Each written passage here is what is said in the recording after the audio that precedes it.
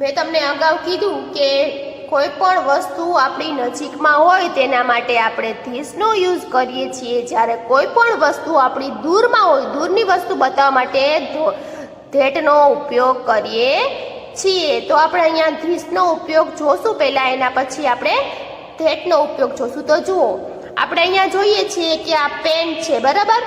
Pen છે એ આપણી હાથમાં છે અથવા તો આપણી નજીક છે, એટલે એના માટે હું ધીસનો યુઝ કરીશ. THIS, this. IS is a PEN, pen. This is a pen. Pen આપણી બાજુમાં છે, નજીક છે, એટલા માટે હું ધીસનો યુઝ કરીશ.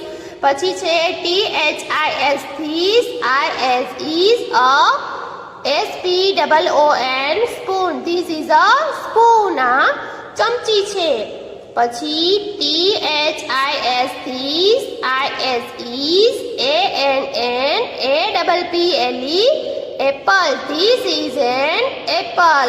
મેં તમને કીધું કે વોવેલ્સની આગળ એન આર્ટિકલ લાગશે, જ્યારે કોન્સોનેન્ટની આગળ એ આર્ટિકલ લાગશે. તો અહીંયા વોવેલ્સ છે એ આવેલો, એના માટે આપણે અહીંયા એન આર્ટિકલ લગાવેલો છે. This is an apple. THIS, this. IS is my pet cat. This is my pet cat. This is a ring. THIS, this. IS is a RING, ring. This is a can. This is a frog. આપણે અહીંયા વાક્ય પૂરું કરવાનું છે ખાલી જગ્યામાં, બરાબર. THIS, this. IS is a frog. THIS, this. IS is a CLOCK, clock. આપણે બધી ખાલી જગ્યામાં ધીસનો યુઝ કરીને આપણે આ સેન્ટેન્સ બનાવવાનું છે. This is a plant. This is a shirt. This is an ice cream. જુઓ, વરી પાછો અહીંયા આર્ટિકલ આવ્યો, આર્ટિકલ એન આવ્યો અહીંયા, કારણ કે અહીંયા વોવેલ્સ છે. This is an ice cream. This is a chair.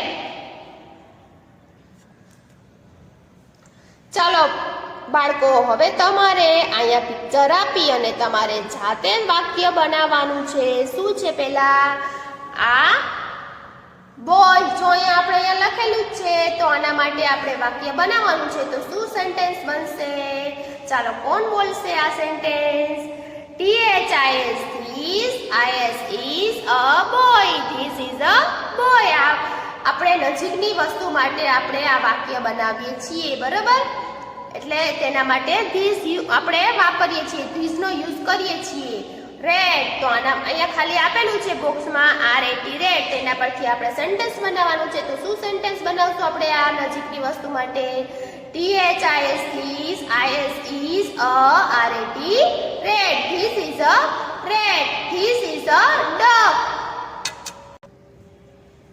This is a fish. This is a yo-yo. તો આ બધી વસ્તુ આપણી નજીકની હોય, નજીકમાં હોય, તો તેના માટે આપણે ધીસનો યુઝ કરીએ છીએ, બરાબર. હવે આપણે ધેટ જોશું. આપણે જોયું આગળ કે નજીકની વસ્તુ માટે ધીસ જોયું. આ જ્યારે દૂરની વસ્તુ છે, જુઓ અહીંયા દૂરથી હાથથી બતાવેલી વસ્તુ છે, બરાબર. અહીંયા કોઈ પણ અહીંયા હાથથી બતાવેલી વસ્તુ છે, આ બધી શું છે? ચેર. તો તેના માટે દૂરની વસ્તુ માટે ધેટનો યુઝ કરવામાં આવે છે. આપણે આગળ સમજ્યા છીએ. તો બ્લેન્ક આપેલી છે, બ્લેન્ક ઇઝ અ ચેર. તો આપણે અહીંયા દૂરની વસ્તુ છે, તેના માટે આપણે શું યુઝ કર્યું? અહીંયા that. That is a chair. THAT, that.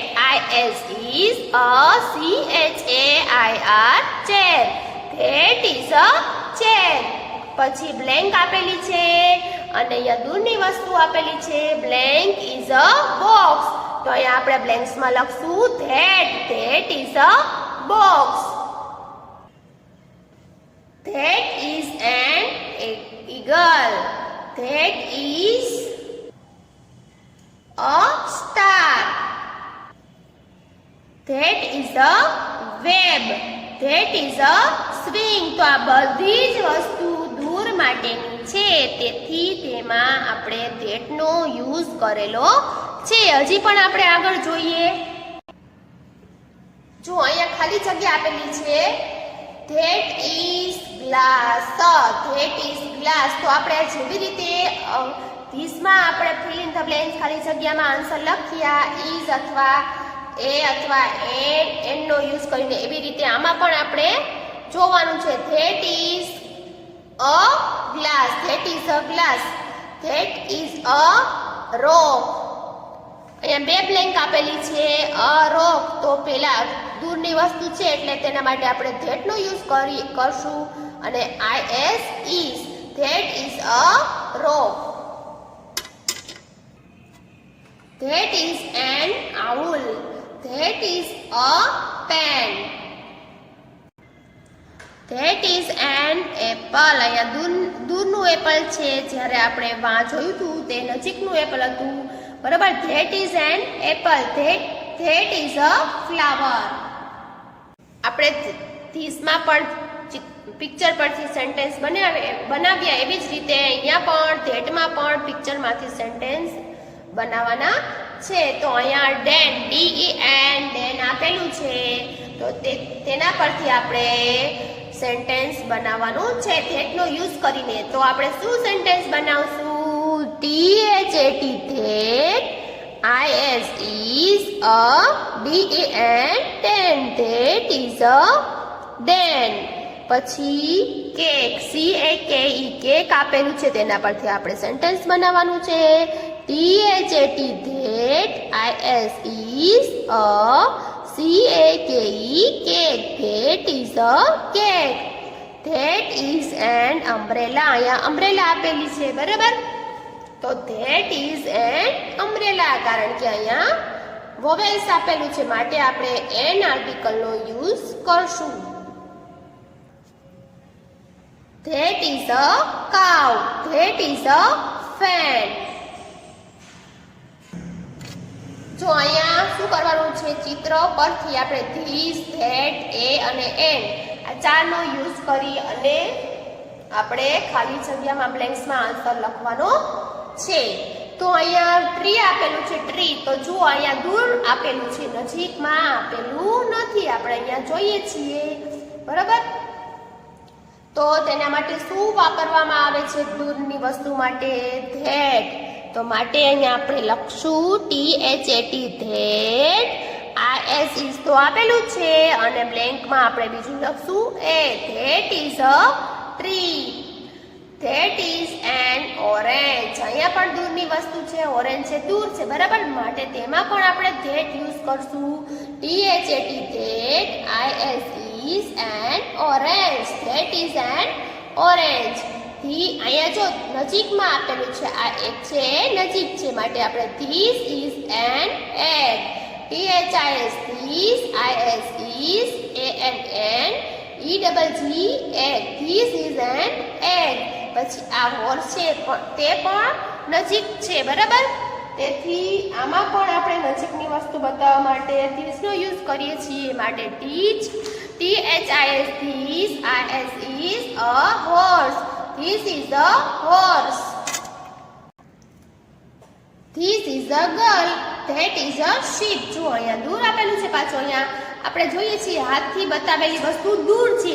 કોઈ પણ વસ્તુ આપણે આપણી હાથથી બતાવી છે, દૂરની વસ્તુ બતાવવા માટે આપણે હાથનો ઉપયોગ કરીએ છીએ. જો તમે પણ કરતા હશો, કરો છો કે નહીં? તમારી દૂરથી કોઈ વસ્તુ હોય, તમારા ઘરથી થોડું ટ્રી છે, થોડું દૂર હોય, બરાબર.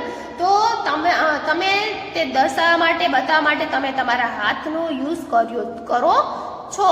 માટે અહીંયા જો જે વસ્તુ હાથથી બતાવેલી હોય તે દૂર હોય, તેના માટે આપણે ધેટનો યુઝ કરશું. THAT that, is a sheep. That is a sheep.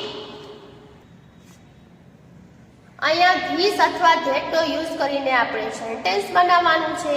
તો અહીંયા દૂર આપેલું છે. જો મેં તમને કીધું ને કે કોઈ પણ વસ્તુ હાથથી દર્શાવેલી હોય, હાથથી બતાવેલી હોય, તેના માટે આપણે ધેટનો યુઝ કરશું.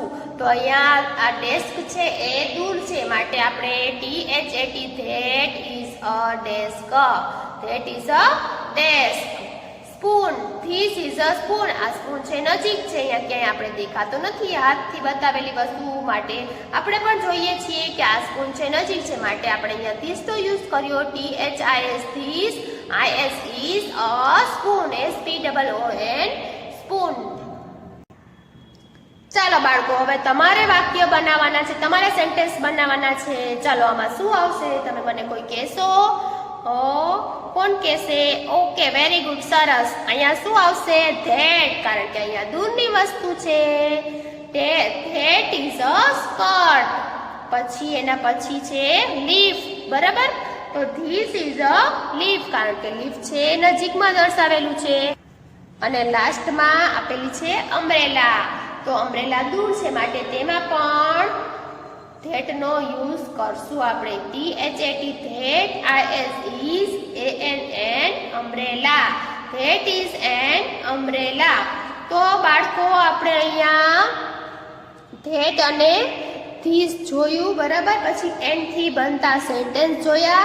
તો તમારે આ વિડીયો વ્યવસ્થિત રીતે જોવાનો છે અને સમજવાનો છે.